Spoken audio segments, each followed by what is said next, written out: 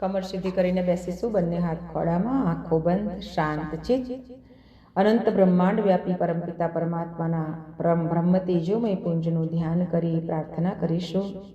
હે વિશ્વના સ્વામી, હે વિશ્વનિયંતા, હે સમસ્ત સંસારને પ્રકાશિત કરનાર, પ્રાણ શક્તિ અને ચેતના બક્ષનાર, હે પ્રભુ, આપના દિવ્ય પરમ બ્રહ્મ તેજને અમે અમારા અંતઃકરણમાં ધારણ કરીએ છીએ.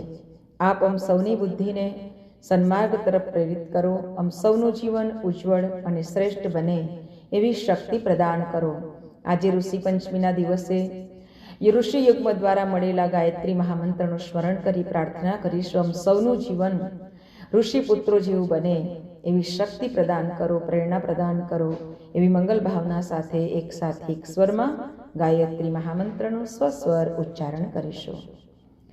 ઓમ ભૂર્ભુવઃ સ્વઃ તત્સવિતુર્વરેણ્યં ભર્ગો દેવસ્ય ધીમહિ ધિયો યો નઃ પ્રચોદયાત.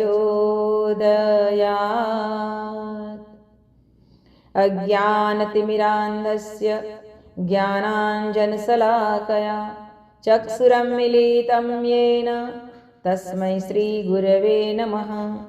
યા દેવી સર્વભૂતેષુ માતૃરૂપેણ સંસ્થિતા નમસ્તસ્यै નમસ્તસ્यै નમસ્તસ્यै નમો નમઃ. પરમ પૂજ્ય ગુરુદેવ પરમન્ય માતાજી, આદ્યશક્તિ, વેદ માતા, દેવ માતા, વિશ્વ માતા, મા ગાયત્રીના પાવન સાનિધ્યમાં સૂક્ષ્મ સંરક્ષણમાં ઉપસ્થિત સર્વ શ્રદ્ધાળુ આત્મીય પરિજન ભાઈઓ બહેનો, આપ સૌના અંતઃકરણમાં બિરાજિત પરમ ચૈતન્ય સ્વરૂપ પરમાત્માને મારા કોટી કોટી પ્રણામ. અમારી ડભોઈથી સતત આ 5:30 વાગે જોડાતી વાલી દીકરીઓના અંતઃકરણમાં બિરાજિત તેમજ અમારા બહેનોના હૃદયમાં બિરાજિત તે પરમ ચૈતન્ય સ્વરૂપ પરમાત્માને મારા કોટી કોટી પ્રણામ સાથે સૌને જય ગુરુદેવ.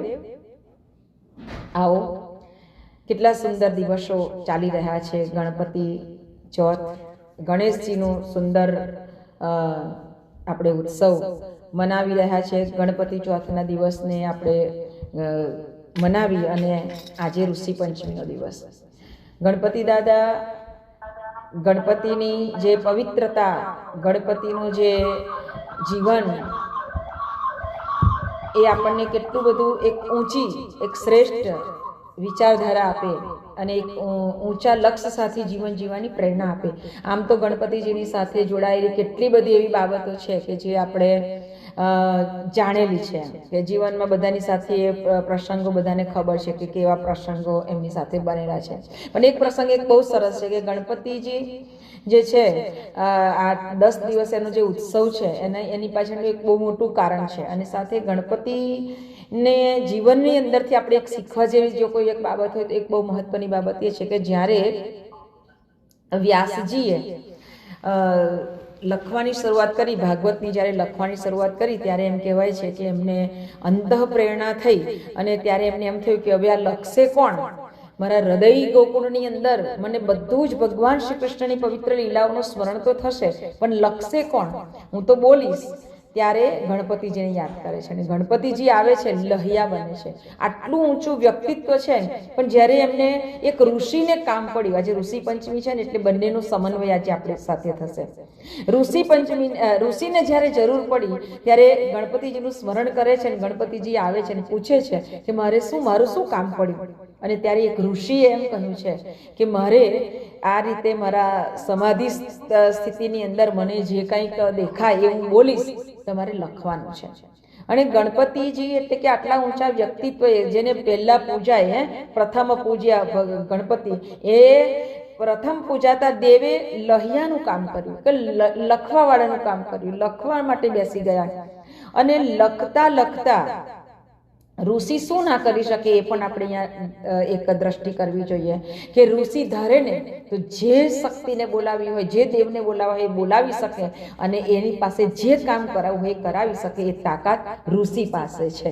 એટલે ઋષિ પંચમીનો આ તહેવાર, આ દિવસ એ માત્ર ખાલી કંઈક ઉપવાસ કરી લેવાનો ને આપણા બધા પાપો ધોવાઈ જશે ને ઋષિઓ માથે લઈ લેશે, એ એક આપણને એક આશ્વાસન આપેલું છે ઋષિઓએ કે તમારાથી થયેલું, એટલે કે બહેનો માટે ખાસ કે માસિક ધર્મના પાલનમાં તમે જે કંઈક ચૂક કરી હોય એ બધું પાપો મારા માથે લઈ લઈશ, તમે નિશ્ચિંત રહીને ફરજો. પણ આટલો એક ઋષિ પંચમીનો દિવસ તમે મનાવજો. તો મનાવજોના મતલબમાં ખાલી કશું અનાજ નહીં ખાવાનું એવું નહીં, પણ ઋષિ પંચમીના દિવસે તમે એ ઋષિઓના ઋણને યાદ કરો અને એમના જીવન પ્રમાણેનું કંઈક એક અંશ જીવનમાં અપનાવવાનો પ્રયત્ન કરો.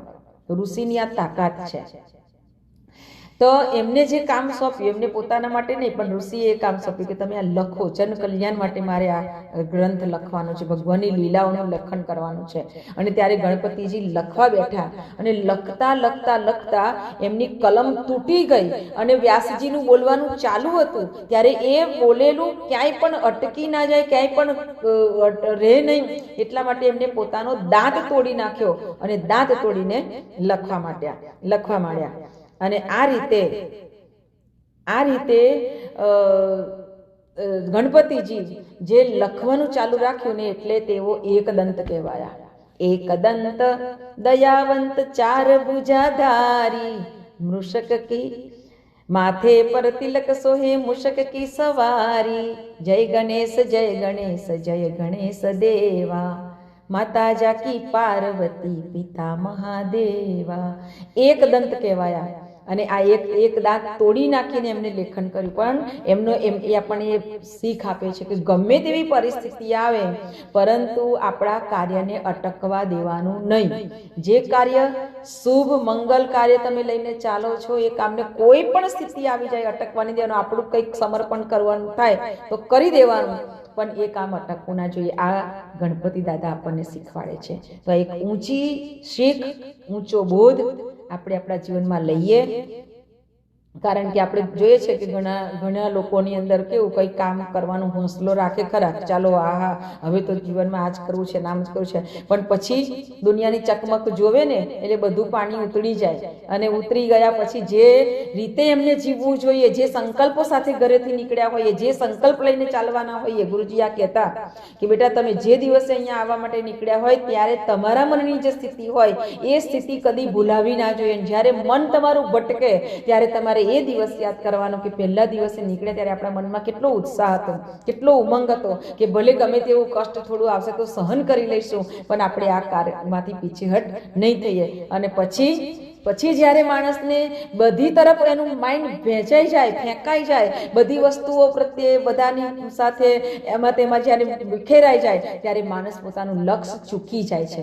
અને ખરેખર જિંદગીમાં જ્યારે ઊંચા શિખરે પહોંચવાનું આવે ને ત્યારે જ માણસ અહીંયા તૂટી પડે છે અને એ ફેંકાઈ જાય છે. એટલે કહેવાયું છે કે ગણપતિ દાદા આપણને એ કહે છે કે ગમે તેવી પરિસ્થિતિ આવે પરંતુ એ હોંસલાને તૂટવા નહીં દેવાનું. એટલે કહેવાય છે કે પાંખોથી ઉડાન નથી થતી, ઉડાન હોંસલાથી થાય છે. આપણો હોંસલો જે છે ને એ તૂટવો ના જોઈએ. આ ગણપતિ દાદા આપણને શીખ આપે છે. અને એટલે જ આપણે જે 18 સત્સંકલ્પ લઈએ છીએ એ 18 સત્સંકલ્પમાંનો આજનો જે સત્સંકલ્પ છે સાધના, સ્વાધ્યાય, સેવા અને સંયમ, આ કાર્યમાં ક્યારેય પણ આળસ કે પ્રમાદ કરીશું નહીં. આ 4 તત્વો એવા છે કે એમાં કદી આળસ ના કરાય. સાધનામાં કદી આળસ ના કરાય, સેવામાં કદી આળસ ના કરાય, પ્રમાદ ના કરાય. સેવા કરવા નીકળીએ ખરા, સાધના કરવા બેસીએ ખરા, પણ સાધના કેવું થોડા દિવસ સરસ થાય પછી પાછું ડૂલ થઈ જવાય. એ રીતે નહીં. સાધના આપણી કન્ટિન્યુ હોવું જોઈએ. સાધના એટલે માત્ર માળા કરવી એનું નામ સાધના નથી. સાધના એટલે માત્ર પીપળે પાણી રેડી આવવું એ સાધના નથી. સાધના એટલે માત્ર ઉમરા પૂજી લેવા કે દીવા કરી દેવા એ સાધના નથી. સાધના એટલે પોતાની જાતને સાધવી, પોતાની જાતને બધી જ જગ્યાએ એવી રીતે મૂકવી કે એ સાધી શકાય. સાધના એનું નામ છે. અને સેવામાં પણ ક્યારેય પણ આળસ ના કરાય, પ્રમાદ ના કરાય. ઘણા લોકો જો આ જોવે છે તો સેવા કરી લેવાની, ના જોતા હોય તો કાંઈ નહીં. કોઈ ના જોતું હોય તો કોઈ ના કરે, જો કોઈ જોતું હોય તો બધા ફટાફટ કરવા માંડે. કોને બતાવવા માટે કરવાનું છે? કોઈ સાક્ષી નથી, તમારો અંતરાત્મા તમારો સાક્ષી છે. એટલું યાદ રાખવાનું કે કોઈ જોશે કે નહીં જોવે, પરંતુ આપણો અંતરાત્મા સાક્ષી છે. એટલે માટે ક્યારેય પણ કોઈ જોશે ત્યારે હું કરીશ, અથવા તો કોઈ આવે પછી હું કરીશ, મને કોઈ જોવું જોઈએ, આ બધી જે મનમાં ભ્રાંતિઓ છે એમાંથી આપણે ખસીએ. સેવા, સાધના, સ્વાધ્યાય, આપણું જે સ્વાધ્યાય છે સતત થવું જોઈએ. સાધના, સ્વાધ્યાય, સેવા અને સંયમ. સ્વાધ્યાય આપણો નિરંતર થવો જોઈએ. સ્વાધ્યાયમાં પાછા પડીએ છીએ ને એટલે જ આપણી અંદર બધી ઉણપો ચાલુ થઈ જાય. સ્વાધ્યાય એટલે એ પણ નહીં કે આપણે જે આ કલાક આપણે બેસીએ છીએ આપણું સ્વાધ્યાય છે, બરાબર છે, પણ એની સાથે એક દિવસ અઠવાડિયામાં સ્વાધ્યાય કરી લીધું એટલે ચાલશે? ના ચાલે. અઠવાડિયામાં એક દિવસ જમો તો ચાલે? ના ચાલે. સ્વાધ્યાય એ આત્માનો ખોરાક છે, એને સતત જોઈએ, દરરોજ જોઈએ. એટલે ગુરુદેવે સૂત્ર આપ્યું છે. પરમ પૂજ્ય ગુરુદેવ કહેતા કે બેટા સતત સ્વાધ્યાય, સતત સ્વાધ્યાય કરવાનું છે. સતત સ્વાધ્યાય એટલે ગમે ત્યારે ગમે ત્યાંથી પણ કંઈક નવું જોઈએ તો એની અંદરથી ચિંતન કરો, મનન કરો, કંઈક નવી વસ્તુને, નવા વિચારને, નવી ચેતનાની સાથે જોડવાનો પ્રયત્ન કરીએ તો અવશ્ય સ્વાધ્યાયથી આપણું જીવન સતત સતના માર્ગે ચાલશે. સતના માર્ગે ચાલવા માટે સતત સ્વાધ્યાયની જરૂર છે. સ્વનું અધ્યયન થઈ શકશે તો જ આપણે વિચારી શકીશું. અત્યારે આપણે જૈન ધર્મનો સંવત્સરીનો સંયમ ચાલી રહ્યો છે, એના માટે પણ આપણે આજે યાદ કરી લઈએ. મિચ્છામી દુક્કડમ. આ સ્વાધ્યાયમાં આપણને આવી જાય. સ્વાધ્યાયથી આપણા દોષ આપણને દેખાય તો આપણે કોઈને કહી શકીશું કે મિચ્છામી દુક્કડમ, એટલે કે મારી જાણે અજાણે મન, વાણી, કર્મ, વિચાર, વ્યવહારથી કોઈ પણ ભૂલ થઈ ગઈ હોય તો મને માફ કરજો. આ માફી માગવી એ પણ એક બહુ મોટું સ્વાધ્યાયનું ચિંતન છે. આ ક્યારે કરી શકીએ? આપણને આપણી ભૂલ જ ના દેખાય તો આપણે કેવી રીતે કોઈની માફી માગી શકીએ? કારણ કે ઘણી જગ્યાએ જોયું છે કે માણસની ભૂલ હોય ને છતાં પણ પાછું એ પોતાની તો સ્વીકારવા તૈયાર જ ના થાય. બીજાની ભૂલ કદાચ એને દેખાઈ જાય પણ પોતાની ભૂલને કદાચ કોઈ બતાવે કે આવું ને આવું થાય તો પણ એ સ્વીકારવા તૈયાર ના થાય. તો એ પરિસ્થિતિ કેમ આવી બને છે? સ્વાધ્યાયનો અભાવ. એમાં કોઈનો દોષ નથી, સ્વાધ્યાયનો અભાવ. જ્યાં સ્વાધ્યાય હશે એ વ્યક્તિ તરત જ પોતાની ભૂલને સ્વીકારશે કે બરાબર, અને મને આવું કહેવું પડ્યું, કારણ એ હતું કે મારી અહીંયા ભૂલ છે. આ ભૂલને સ્વીકારતા શીખીએ. ઘણા લોકોને કશી ભૂલ બતાવીએ ને તો એના અગેન્સ્ટમાં કેટલું બધું લાંબુ લેક્ચર આપે કે ના ના આવું હતું ને એટલે આમ થયું, આવું હતું ને એટલે આમ થયું, હું આમ જ કરું છું પણ આમ થયું. કોઈ જરૂર નથી. એની પાછળ તમારે કોઈ 8-10 વાક્ય બોલવાની જરૂર નથી, પણ એટલું જ વિચારવાની જરૂર છે કે મને આ વાત કહેવામાં આવી છે, મને આ ટકોર કરવામાં આવી છે, તો એની પાછળ કંઈક ને કંઈક મારી કોઈ ભૂલ છે, મારે એનું ચિંતન કરવું જોઈએ. આનું નામ સ્વાધ્યાય છે. આ સ્વાધ્યાય જ્યારે માણસ કરશે ત્યારે માનવમાંથી મહામાનવ બનવાના જે પગથિયા ગુરુદેવ બતાવ્યા છે તો પરમ પૂજ્ય ગુરુદેવ આપણને સમજાવવા માંગે છે આમાંથી જ આપણું કલ્યાણ થઈ શકશે. આપણું કલ્યાણ બીજું કોઈ નહીં કરે, આપણે જ કરવાનું છે. અને આપણે આપણું કલ્યાણ ક્યારે કરી શકીશું? તો આ બધા એના ચરણ છે. તો આ બધા એક એક પગથિયાને પાર કરતા જઈશું તો અવશ્ય આપણું જીવન આપણે જ ઉજ્જવળ ભવિષ્ય તરફ લઈ જઈ શકીશું. આપણું કલ્યાણ આપણે કરી શકીશું. આ વાત ગુરુદેવ આપણને સમજાવી છે. તો એ જે છે કે સ્વાધ્યાય, સેવામાં પણ સતત આગ્રહ રાખવાનો, પોતાની જાતને કસવાની. ઘણી વખતે આપણે બીજાની પાસે કામ કરાવી લેવા માટે પણ પ્રયત્ન કરીએ. ના, જે કામ મારે કરવું જોઈએ મારે જ કરવાનું. પોતાની જાતને કસવીને પણ એક સેવા છે. પોતાની જાતને પ્રમાદ રથની અંદર લગાવી એ પણ એક સેવા છે. અમુક કામો એવા હોય, અમારા ઘરે ઘણી વખતે છોકરીઓ કે ના ના મને કરા દો, ના, આ કામ મારું છે એટલે મારે જ કરવાનું. અમારા બારે હતા ત્યારે ઘણી બધું એવું કામ હોય કે જે છોકરીઓ ઊભી હોય તો એમ કહેશે લાવો હું કરી લો, પણ ના, એ કામ મારું છે. મારા બાની કે પણ કામ કરવાનું, હું જ્યાં સુધી હોય ત્યાં સુધી એ કામ મારે જ કરવું જોઈએ, એટલે એ કામ મારે જ કરવાનું હોય. આ ભાવ આપણામાં સતત બનાવેલો રાખવા. એક પર એક્ઝામ્પલ આપું છું, મારી વાતને એવી બનાવવા નથી માંગતી પણ એક સમજાવવા માંગુ છું. આ જ રીતે જો આપણે આપણા જીવનમાં આપણી ફરજ, આપણું કાર્ય આપણે જો યાદ રાખીશું તો એ પણ એક સેવા બનશે. અને આ સેવામાં ક્યારે આળસ નહીં કરવી કે પ્રમાદ નહીં કરવો. સેવા અને સંયમમાં પણ કદી પાછા નહીં પડવાનું. જે જગ્યાએ જે સંયમ હોવો જ જોઈએ, એમાં પછી આપણે પાછું પડવાનું નથી. આ જે 4 સૂત્ર આપણને બતાવ્યા છે પરમ પૂજ્ય ગુરુદેવે, આ 4 સૂત્રની અંદરથી જ આજે આપણી જે ઋષિ પંચમી જે છે, આ ઋષિ પરંપરાને જીવંત રાખવા માટે જ પરમ પૂજ્ય ગુરુદેવ યુગ ઋષિ કહેવાયા છે. અને પરમનીય માતાજી એક ઋષિ માતા છે. એટલે ઋષિ યુગ્મ કહેવાયું છે. પરમ પૂજ્ય ગુરુદેવ અને પરમવંદનીય માતાજી એક ઋષિ યુગ્મના રૂપમાં તેમના ચરણોમાં કોટી કોટી દંડવત પ્રણામ સાથે આજે ગુરુદેવ માતાજીને યાદ કરીને જોઈએ કે એમનું જીવન એમને એટલું ઊંચી કક્ષાનું જીવન જીવીને બતાવ્યું અને એ જીવન જીવ્યા, ઋષિ કક્ષાનું જીવન જીવ્યા, કેટલી બધી ગંભીર પરિસ્થિતિઓમાં કેટલા કષ્ટો સહન કરીને પણ એક ગ્રહસ્થ ધર્મ નિભાવતા જઈને પણ ગુરુદેવની માતાજીએ એક આખો અખિલ વિશ્વ ગાયત્રી પરિવારની સ્થાપના કરી. આજે કરોડો ગાયત્રી પરિજન ભાઈ બહેનો આજે આ ગુરુદેવના વિચારધારાની હેઠળ આજે કામ કરી રહ્યા છે અને લાખો કરોડો જોડાઈ રહ્યા છે. આજે યુવા વર્ગ આજે એટલું બધું જોડાઈ રહ્યું છે અને કામ કરી રહ્યું છે. દરેકને જેને પણ આ વાત સંભળાય તે જરૂરથી યાદ રાખજો કે આ મહાકાલની ચેતનાનું કામ છે અને આ કામ મહાકાલની ચેતના કરાવી રહી છે. આ શરીર એક તો પૂતળું, એ તો ખાલી કામ કરી રહ્યું છે, નિમિત્ત બની રહ્યું છે. એટલે નવા જનરેશન જે જોડાઈ રહ્યા છે એ બધાને હજી ગહેરાઈ અને ઊંડાઈની એટલી ખબર નથી. એટલે એમને ખાસ એ વિચારવાનું છે કે મન અને અંતઃકરણ આપણે એક મહાન ચેતનાની સાથે જોડાયા છે અને આપણને જોડ્યા છે. કઠપુતલીની જેમ જ આપણે કામ કરીએ છીએ એટલું જ આપણે વિચારવાનું છે. આપણી અંદર શક્તિ, ચેતના, પ્રેરણા, પ્રાણ પૂરનાર એ મહાસત્તા છે અને આજે એ ઋષિ યુગ્મની ચેતનાની અસર હેઠળ આજે હજારો લાખો ને કરોડો પરિજન આજે કામ કરી રહ્યા છે. એ ઋષિની શક્તિ છે. ઋષિ પંચમી એ આપણે ઋષિઓની ચેતના, એમાં ચાર વસ્તુનો સમાવેશ થાય છે. સાધના, સ્વાધ્યાય, સેવા અને સંયમ. આ ચાર તત્વને ગુરુદેવ માતાજીએ પોતાના જીવનમાં સમાવ્યા, અપનાવ્યા અને જીવનભર તેનું પાલન કર્યું. ત્યારે તેઓ ઋષિ યુગ્મ બની શક્યા છે. અને એ ઋષિ યુગ્મની એક અંતરની પીડા એવી છે, અંતરની ઈચ્છા એવી છે કે મારો પરિવાર, આખો અખિલ વિશ્વ ગાયત્રી પરિવારના જે પણ પરિજનો જોડાયા છે એ સૌના અંતઃકરણમાં પણ આ જ ઋષિ પરંપરાની સાથે જ જીવન જીવવાની એક ઊંચી વિચારશૈલી હોય, એમનો ઊંચો વ્યવહાર હોય, એમનું જીવન ઘડતર એવું હોય, એવું એ ઈચ્છે છે. તો આપણે સૌ એ ઋષિ યુગ્મના જીવન ચરિત્રનું ખૂબ ગહેરાઈથી વાંચન કરીએ, ચિંતન મનન કરીએ અને આપણા જીવનમાં પણ એ જ રીતે જીવન જીવાય એ પ્રમાણેનું ઘડતર થાય એવો આપણે પ્રયત્ન કરીશું. આજુબાજુ સંસ્કાર ગમે તેવા હોય, આજુબાજુ સમાજની અંદર ચકમક ગમે તેવી હોય, પણ આપણી પરંપરાને આપણે નિભાવીએ એવો આપણો એક આગ્રહ હોવો જોઈએ. પોતાની જાત સાથે એક એવો આગ્રહ હોવો જોઈએ અને એ આગ્રહ સાથે જીવીએ ને તો જ આપણે ગુરુદેવના સંતાન કહેવાય, નહીં તો ના કહેવાય. બાકી ગુરુદેવને માનવા વાળા બહુ છે, પણ ગુરુદેવ જે ઈચ્છે છે એવું જો આપણે ના કરી શકીએ તો આપણે એ ઋષિ સંતાન નથી જ. એ વાત ખાસ ધ્યાન રાખવાની.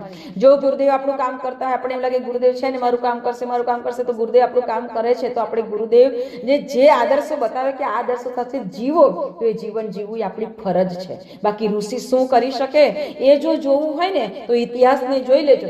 ભગવાન રામનો જન્મ એક ઋષિને આધારે થયો છે. વશિષ્ઠજી હોવા છતાં પણ શૃંગી ઋષિને બોલાવવામાં આવ્યા, પુત્ર કામેષ્ટી યજ્ઞ કરાવવામાં આવ્યો અને યજ્ઞના માધ્યમથી આજે દશરથ રાજાની અવસ્થા એટલી થઈ ચૂકી હતી, 3 રાણીઓ ઘરમાં હતી, છતાંય પણ રાજભવન શુંનું હતું. એક ઋષિને તમે મનાવો ત્યારે શું થઈ શકે, એક ઋષિ જો ઈચ્છે તો શું મળી શકે, એ આપણને ઇતિહાસ બતાવે છે. માટે ઋષિ પંચમી આપણા ઋષિઓના ઋણોને યાદ કરીએ. આ ઋણોને યાદ કરીને એ ઋષિ પરંપરાને અંતઃકરણમાં અપનાવવાનો પ્રયત્ન કરીએ. કમસે કમ થોડુંક કંઈક કરાય અને આપણને સંતોષ થવો જોઈએ કે આપણે કંઈક તો કર્યું. એ ઋષિઓને યાદ કરીએ. ઋષિ શું ના કરી શકે? પરમ પૂજ્ય ગુરુદેવ કહેતા કે બેટા ऋषि वह होता है जो भगवान को भी मजबूर कर देता है. कपिल नारायण ભગવાનને કોણ નથી ઓળખતું? આ કપિલ નારાયણનો ભગવાનનો જન્મ કેવી રીતે થયો? કપિલ નારાયણનો અવતરણ કેવી રીતે થયું? તો એ કપિલ નારાયણનું અવતરણ ક્યારે થયું? જ્યારે દેવહૂતિ અને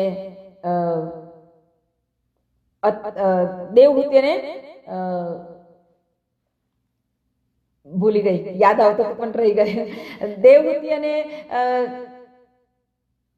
કરદમ જ્યારે તપશ્ચર્યા કરી રહ્યા છે પોતાની યુવા અવસ્થાની અંદર, ત્યારે કરદમ ઋષિને દેવહૂતિ સાથેનું જ્યારે મેળાપ થાય છે, 9 દીકરીઓના જન્મ થયા પછી પણ દેવહૂતિ માત્ર એમ જ કહે છે કે સ્વામી તમે મને એવું જ કીધું હતું કે ખાલી હું તને એક પુત્રનું દાન કરીશ.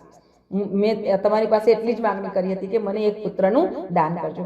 તો કરદમ ઋષિએ જ્યારે દેવહૂતિને એ કઈ અવસ્થાએ ઋષિ પહોંચ્યા હશે કે સ્વયં ભગવાનને તેમને ત્યાં પુત્ર બનીને આવવું પડ્યું? કારણ કે કદમે ભગવાનને કહ્યું હતું કે તમે મને જો એમ કહેતા હોય કે તું દેવહૂતિનું પાણી ગ્રહણ કર, તો હું ત્યારે જ પાણી ગ્રહણ કરીશ જ્યારે તમે મારા ઘરે પુત્ર બનીને આવવાના હોય.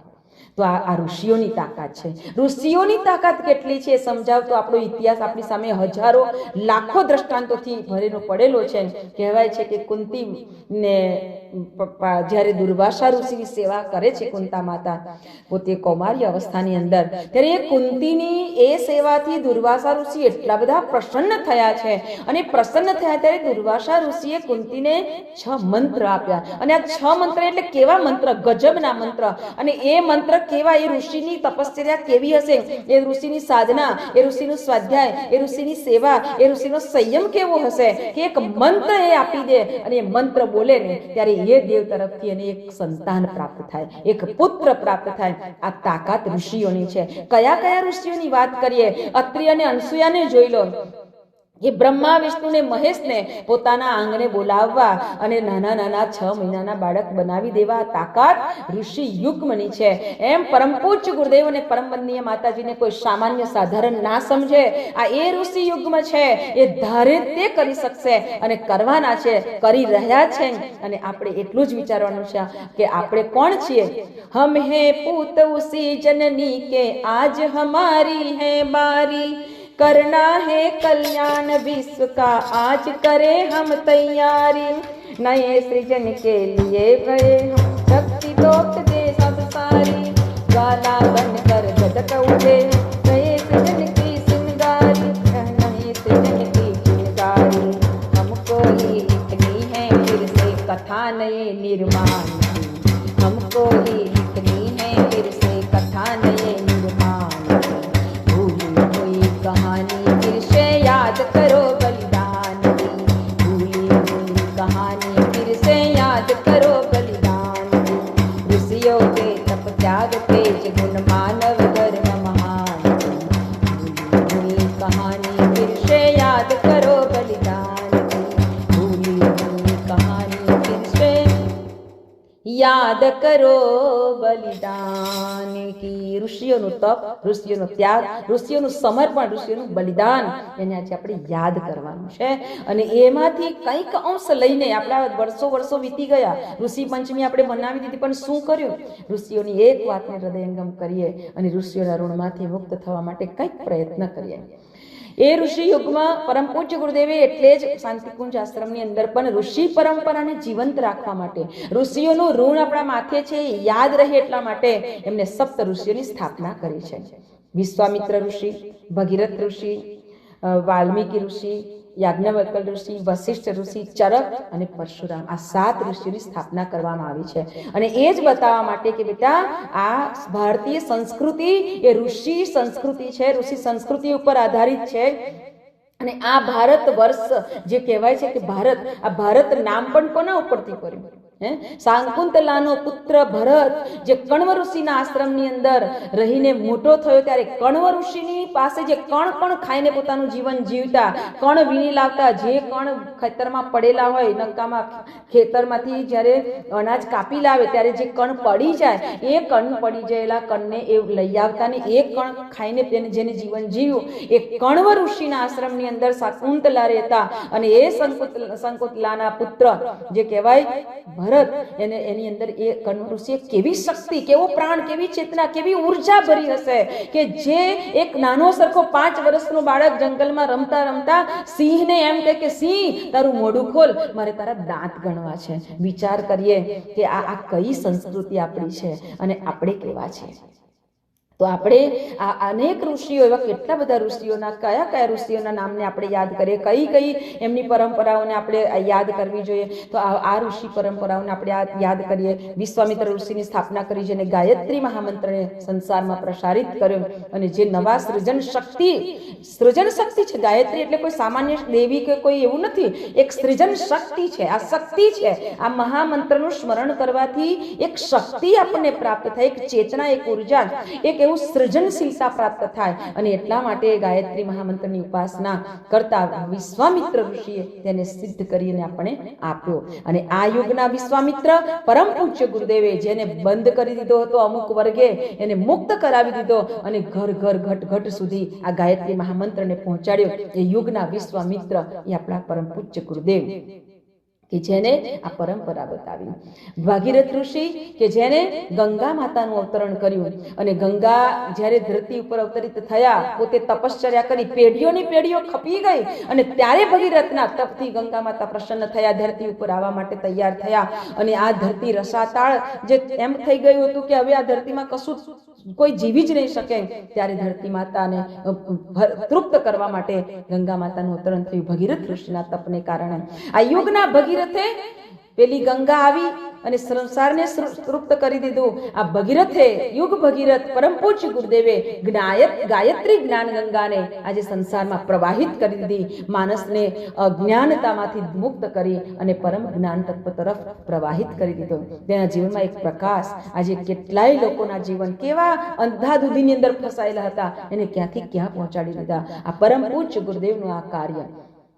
16 ઋષિઓએ જે કાર્ય કર્યા ને એ કામ પરમ પૂજ્ય ગુરુદેવના જીવનમાં કરીને બતાવી દીધા. વાલ્મીકી ઋષિએ આ રામાયણ લખ્યું, અનેક બીજા શાસ્ત્રો લખ્યા હશે, પરંતુ જેનું રામાયણ પ્રસિદ્ધ કહેવાય છે એટલે કે જ્ઞાન ચેતના ત્રિકાળદર્શી પરમ પૂજ્ય ગુરુદેવ એ જ ત્રિકાળ યુગ દ્રષ્ટા કહેવાયા હતા. અને એમણે 3200 પુસ્તક લખીને સંસારને આપી દીધા. જે પુસ્તકો આપણે વાંચી ના શકીએ એમને લખ્યા. વિચાર કરીએ કોણ કરી શકે?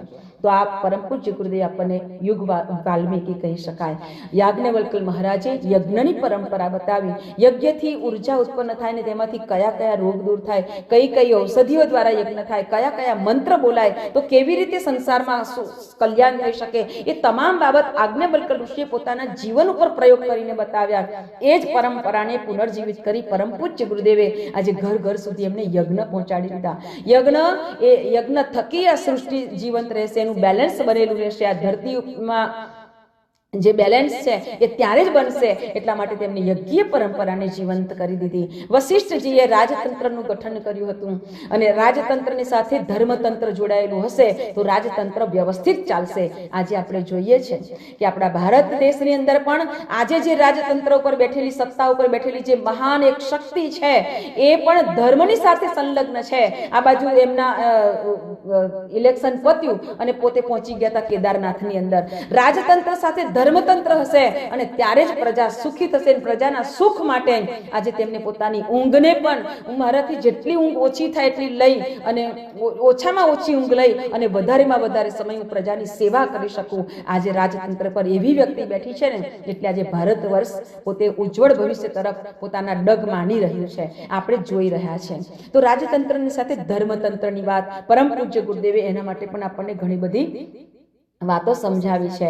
ચરક ઋષિની જે સ્થાપના છે તો ચરક ઋષિએ આપણા ઔષધિઓનું જ્ઞાન આપ્યું અને ઔષધિ દ્વારા કાયાકલ્પની વાત સમજાવી. પરમ પૂજ્ય ગુરુદેવે જડીબુટ્ટીઓની અનેક પુસ્તિકાઓ લખી છે અને કહ્યું છે કે આ જડીબુટ્ટીઓ દ્વારા જ આપણે જીવનને કેટલું સરસ બનાવી શકીએ છીએ. એટલે કે આયુર્વેદ સંસ્થાન પરમ પૂજ્ય ગુરુદેવે એના ઉપર પણ ઘણા બધા પ્રયોગો કરીને બતાવ્યા. એટલે એમને સાધનાઓની અંદર પણ કલ્પ સાધના પણ કરાવીને કલ્પ સાધનામાં પણ આપણને નાનો સરખો એક કલ્પ પીવડાવતા અને કલ્પ પીવડાવીને તેમને સાધના કરાવ્યા. બધી સાધનાઓ જે કરીએ ને તો બહુ મજા આવે. અને ત્યાં તો કમનસીબ છે કે ગુરુદેવના સાનિધ્યમાં કરવાનું નથી મળ્યું, પણ છતાંય એટલું તો નસીબ છે કે માતાજીના સાનિધ્યમાં આ બધી સાધનાઓ કરવાનો પણ એક અવસર અમને મળ્યો હતો. એટલે ખૂબ હૃદયમાં એટલો તો સંતોષ થાય. પણ હજી કાંઈ જતું નથી રહેતું. હજી આપણે એવી પરિસ્થિતિઓ છે કે આ વસ્તુ આપણે કરી શકીશું. કારણ કે ઋષિ યુગમાં એ શરીરથી કદાચ આપણાથી દૂર જઈ શકે છે, પરંતુ એની ચેતના હજી ત્યાંની ત્યાં છે. એટલું જ નહીં, ગુરુદેવે એમ કહ્યું છે કે બેટા મેં આટલી બધી શક્તિપીઠોની સ્થાપના કરી છે એની પાછળનું કારણ એ છે કે અહીંયા જે ચેતના છે એ સમયે જે સમયે ત્યાં સાધનાઓ ચાલતી હોય એ સમયે જો બીજી જગ્યાએ સાધના થશે શક્તિપીઠો ઉપર, ચેતના કેન્દ્ર ઉપર, તો એ સાધનાની શક્તિની અસર ત્યાં પહોંચશે. તો આ બધા ક્ષેત્રો જે બની રહ્યા છે, આપણે અત્યારે જે ભુરદાની અંદર પણ જે શક્તિ સાધના કેન્દ્ર ચાલુ બની રહ્યું છે, ગાયત્રી, કામધેનુ સેવાતીર્થ, એની અંદર પણ આવી બધી અનેક સાધનાઓ ચાલશે. આપ સૌને પણ ખુલ્લા દિલથી આમંત્રણ છે કે આવજો, બેસજો ત્યાં અને સાધના જરૂર કરજો. એટલું તો ચોક્કસ કહી શકું કે ગુરુદેવ, પરમ પૂજ્ય ગુરુદેવ અને પરમવંદનીય માતાજીની શક્તિ આપણને જરૂર ત્યાં પણ મહેસૂસ થશે. આપણે શાંતિકુંજ જવું અને ત્યાં સાધના કરવી એક વિશેષ છે, એક આપણા માટે જીવનનો સુયોગ કહી શકાય. પણ કદાચ સમય સંજોગે ના જઈ શકીએ તો આવા નાના નાના કેન્દ્રો પણ આપણા માટે ખુલ્લા જ છે, તો અવશ્ય જઈએ. આ રીતે અનેક ઋષિ મુનિઓ, પરશુરામજીએ ક્ષત્રિયો, નક્ષત્રિય સૃષ્ટિને બનાવી દીધી. એનું કારણ શું છે? પરમ પૂજ્ય ગુરુદેવ એનું વિવેચન સુંદર કરતા કે બેટા, ક્ષત્રિયના માથા કાપવાનો મતલબ એ છે કે તે સમયે ક્ષત્રિયોએ ઋષિઓને બહુ રંજાડ્યા હતા અને તેવા સમયમાં પરશુરામજીએ સંકલ્પ કર્યો હતો કે હું ધરતીને નક્ષત્રિય બનાવીશ. નક્ષત્રિય બનાવવું એટલે કે માથા કાપવાનો મતલબ એ છે કે માથાની અંદર જેટલા પણ ખરાબ વિચારો છે એટલા દૂર કરવા અને એ જગ્યાએ સારા વિચારો સ્થાપિત કરવા પરમ પૂજ્ય ગુરુદેવે યુગ પરશુરામના રૂપની અંદર વિચાર ક્રાંતિ અભિયાન ચલાવ્યું. દુર્વિચારોને દૂર કરીને સદવિચારોની સ્થાપના કરી. તો આ ઋષિ પરંપરા છે. તો આવી ઋષિ પરંપરા આપણે જીવીએ અને જીવન જીવતા જીવતા બીજાને પણ ઋષિ પથ ઉપર ચાલવાની પ્રેરણા આપી શકીએ, એવું આપણું જીવન બનાવીએ, એવી આપણા જીવન સૌનું જીવન બને, એ જ હૃદયની મંગલ ભાવના. આજે ઋષિ પંચમીના દિવસે પુનઃ ઋષિ યુગ્મના ચરણોમાં આપણે સૌ કોટી કોટી પ્રણામ સાથે ગાયત્રી મંત્ર બોલી ઋષિભ્યો નમઃના 5 મંત્ર બોલીશું અને ત્યારબાદ આપણે આપણા કાર્યક્રમને આગળ લઈ જઈશું. તો આજના વાણી પુષ્પને સદગુરુ ચરણમાં અર્પણ કરું છું. સૌને જય ગુરુદેવ.